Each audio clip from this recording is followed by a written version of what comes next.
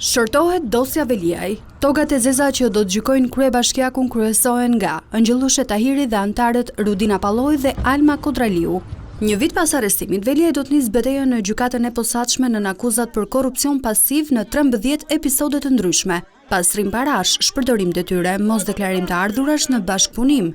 Prokuroria e akuzon Veliajin se shfrytëzoi postin për të krijuar përfitime financiare gruas së tij përmes një skeme korruptive. Bashkëshortja Jojla Xoxa kishte krijuar disa organizata jo fitimprurse duke futur në lojë persona të tretë për të përfituar fonde nga bashkia e drejtuar nga burri i saj. Rezultati sipas SPAK është se përfituesi fundor i këtyre të ardhurave ishte vetë Jojla Xoxa dhe kryebashkiaku Veliaj. Organizatat njëherësh fitonin fonde dhe garantonin pastrim parash, ndërsa disa kompani që kishin marrë leje ndërtimi i jepnin në rishfet kryetarit të bashkisë.